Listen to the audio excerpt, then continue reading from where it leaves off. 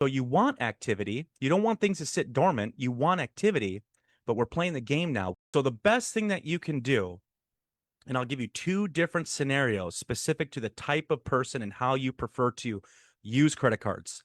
Now, for the first person, this is the preferred version. It's the easiest when it comes to credit card management that I'm about to explain. So first, if let's say, let's just use the $500 limit card again. Well, it's going to be dependent on what you foresee that you need in the future. So if you know that you want to apply for more credit cards in the future because you're building credit and you want to get better credit cards, you want to get higher limits, well, the best ratio that you'd want to have on that statement when it comes to your balance, you'd want it to be at 9% of the limit. That would be considered right in the range of the best for credit card FICO 8 scores.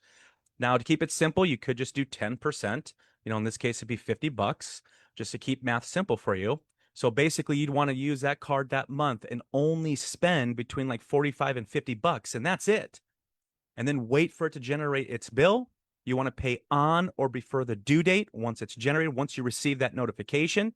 In most cases, if you go and look at your billing statement right now, in most cases, the statement is generated roughly 3 weeks before the due date.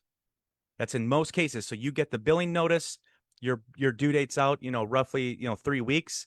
And that is when that information is once again reported. So you want to then use it, only spend 45 to $50 in this specific situation, the $500 limit. You get the bill, you then set that up to be paid on or before the due date in full. But what you have now done is you have now controlled what's getting reported to the major credit bureaus. You've now put your credit profile in the best position to maximize FICO credit scores, to continue to start enhancing it, building up your scores.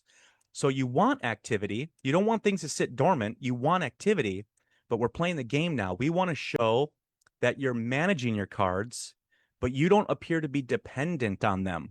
So therefore, the perception's going to be that you can manage more. Because anytime you go to apply for something, you want more, right? That's what it's all about. So you need to begin to make these tweaks. Now, that's the easiest way, and it's also going to be it's going to be the simplest when it comes to overall financial wellness and your debt management in general. If you spend less on credit cards to specifically utilize them as credit building tools, you're spending less. It's not as big of a payment per month. It's going to be easier for you to manage. It's going to be easier for you to manage your budget or spending plan. And now you're kind of in congruence with what you're trying to accomplish in your financial stability and your future goals. That is going to be the simplest model that you can follow. If you can make those adjustments right now, you're going to thank me later. You're going to love